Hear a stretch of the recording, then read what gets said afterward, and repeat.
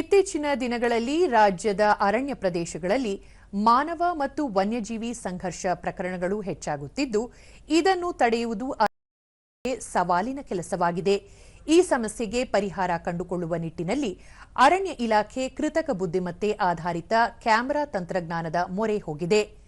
ಕೊಡಗು ಜಿಲ್ಲೆಯಲ್ಲಿ ಪ್ರಾಯೋಗಿಕವಾಗಿ ಈ ತಂತ್ರಜ್ಞಾನವನ್ನು ಅಳವಡಿಸಿ ಸ್ವಲ್ಪ ಮಟ್ಟಿನ ಯಶಸ್ಸು ಗಳಿಸಿದ ಹಿನ್ನೆಲೆಯಲ್ಲಿ ಅರಣ್ಯ ಇಲಾಖೆ ಇದೀಗ ಚಾಮರಾಜನಗರ ಜಿಲ್ಲೆಯ ಮಲೈ ಮಹದೇಶ್ವರ ವನ್ಯಜೀವಿ ಧಾಮದ ಪಿಜಿ ಪಾಳ್ಯ ವಿಭಾಗದಲ್ಲಿ ಹೊಸ ತಂತ್ರಜ್ಞಾನವನ್ನು ಅಳವಡಿಸಿದೆ.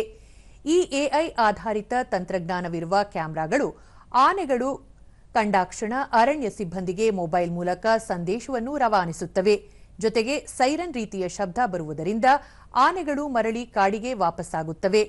ಇದು ಸ್ವಲ್ಪ ಮಟ್ಟಿಗೆ ಯಶಸ್ಸು ಕಂಡಿರುವುದರಿಂದ ಅರಣ್ಯಾಧಿಕಾರಿಗಳು ಹಾಗೂ ಕಾಡಂಚಿನ ರೈತರ ಮೊಗದಲ್ಲಿ ಮಂದಹಾಸ ಮೂಡಿದೆ.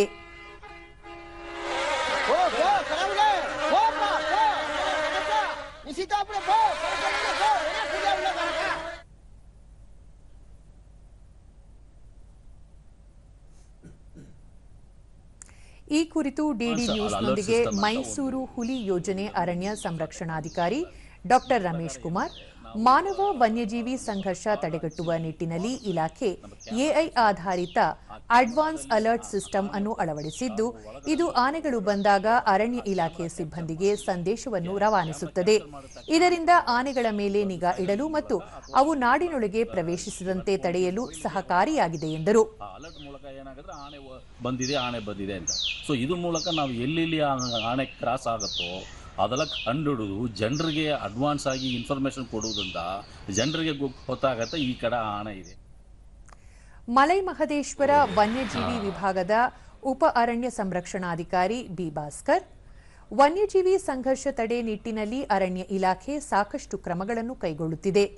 ಹಿಂದೆ ರೈಲ್ವೆ ಹಳಿ ಬ್ಯಾರಿಕೇಡ್, ಕಂದಕ ನಿರ್ಮಾಣ, ಸೋಲಾರ್ ಫೆನ್ಸಿಂಗ್ ಅಳವಡಿಸಲಾಗುತ್ತಿತ್ತು. ಇದೀಗ ಇನ್ನೂ ಒಂದು ಹೆಜ್ಜೆ ಮುಂದೆ ಹೋಗಿ ಆಧುನಿಕ ತಂತ್ರಜ್ಞಾನ ಬಳಸಿ ಹೊಸ ವ್ಯವಸ್ಥೆಯನ್ನು ಅಳವಡಿಸಿಕೊಳ್ಳಲಾಗಿದೆ. ಇದು ಆನೆಗಳ ಹಾವಳಿಯನ್ನು ತಡೆಯಲು ನೆರವಾಗಲಿದೆ ಎಂದು ಹೇಳಿದ್ದಾರೆ. ಶಬ್ದಗಳನ್ನು ಹೊರಡಿಸೋದ್ರಿಂದ ಆನೆಗೆ ಗಾಬರಿಯಾಗಿ ಇದು ಏನು ಇಲ್ಲಿ ಜನ ನಮ್ಮನ್ನು ಓಡಿಸ್ಲಿಕ್ಕೆ ಕಾಯ್ತಿದ್ದಾರೆ ಅನ್ನೋ ಭಾವನೆ ಬಂದು ಅದು ಕಾಡಿಗೆ ಹೋಗುವಂತಹ ಒಂದು ವ್ಯವಸ್ಥೆ.